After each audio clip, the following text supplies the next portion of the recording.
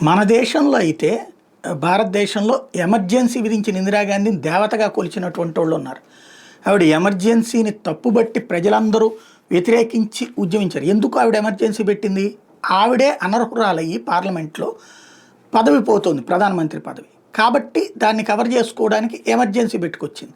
కానీ అదేదో దేశ లోక కళ్యాణం కోసం అన్నటువంటి రూట్లో తీసుకొచ్చారు. ఎమర్జెన్సీ మీద ఆమెను జైల్లో పెడితే దాని మీద సింపతి వచ్చేసేసి మళ్ళీ ప్రధానమంత్రి అయిందంటే ఈ దేశం దరిద్రం ఎట్లా ఉంటుందో ఆలోచించుకోవచ్చు, ఇక్కడ నేరేటివ్ థింకింగ్ ఎట్లా ఉంటుందని. అయితే ఇదే ఎమర్జెన్సీ పెట్టినటువంటి దక్షిణ కొరియా అధ్యక్షుడికి వచ్చేటప్పటికి రాజ్యాంగ కోర్టు అతన్ని పదవి నుంచి తొలగించి పడేసింది. మార్షల్ లా విధించి దేశాన్ని గందరగోళంలో పడేసిన దక్షిణ కొరియా అధ్యక్షుడు యాన్ సుక్ యోల్ మీద వేటు పడింది. ఆయన పదవి నుంచి తొలగిస్తున్నట్టు దేశ రాజ్యాంగ న్యాయస్థానం శుక్రవారం తీర్పు ఇచ్చింది. యాన్ చర్యలు రాజ్యాంగ విరుద్ధమని 8 మంది సభ్యుల ధర్మాసనం ముక్తకంఠంతో పేర్కొంది. ఈ తీర్పు నేపథ్యంలో 2 నెలల్లో అధ్యక్ష ఎన్నికలు జరగబోతున్నాయి.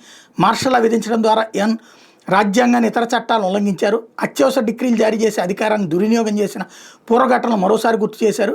ఆయన చర్య దేశాన్ని దిగ్భ్రాంతికి గురి చేసింది, సమాజాన్ని, ఆర్థిక వ్యవస్థను, రాజకీయ దౌత్య రంగాలను గందరగోళంలో పడేసిందంటూ రాజ్యాంగ ధర్మాసనం తాత్కాలిక అధిపతి మున్ హ్యాంగ్ బే పేర్కొన్నారు. ఈ తీర్పు వల్ల దేశంలో హింసాత్మక ఘటనలు ఏవి జరగలేదు. మరోవైపు యూన్ ఒక ప్రకటన విడుదల చేశారు. ప్రజల అంచనాలకు తగినట్టుగా నడుచుకోలేకపోయినందుకు విచారం వ్యక్తం చేస్తున్నట్టు చెప్పారు. తాజా తీర్పును ఆమోదిస్తున్నట్టు అధికార పీపుల్స్ పవర్ పార్టీ కూడా స్పష్టం చేసింది.